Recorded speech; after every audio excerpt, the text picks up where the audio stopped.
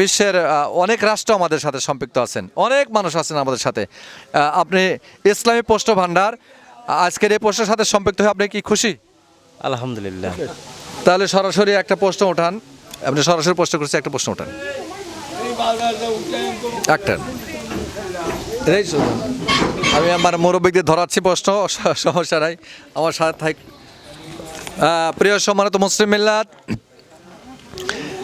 এখন সরাসরি একটা প্রশ্ন, ইসলামী প্রশ্ন আপনি উঠাইছেন, কার কানে শয়তান পেশাব করে দেয়? এটা কি শুনছেন সবাই? কার কানে শয়তান পেশাব করে দেয়?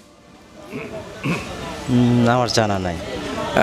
আপনারা জানেন যে প্রশ্নটা খুবই ভারী হয়েছে।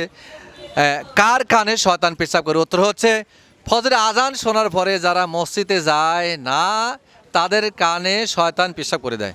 খুব দুঃখজনক কথা যে রাসূল সাল্লাল্লাহু আলাইহি ওয়াসাল্লাম বলছেন আজান শোনা মাত্র মসজিদে যেতে হবে, যান না, যার কারণে আমরা যাই না, যার কারণে শয়তান কানে পেশাব করে, তাই আমরা আজান শুনতে পাই না।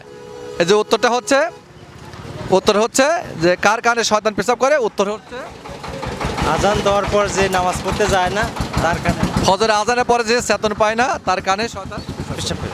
ধন্যবাদ আমার ভাইকে, যদিও উত্তর দিতে পারে নাই। আমার ভাইয়ের জন্য একটা সুন্দর একটা বই, ভাই একটা বই। খুশি হয়েছেন? আলহামদুলিল্লাহ। রাগ করছেন কি? না না না না না। ধন্যবাদ। আমাদের প্রশ্নের সাথে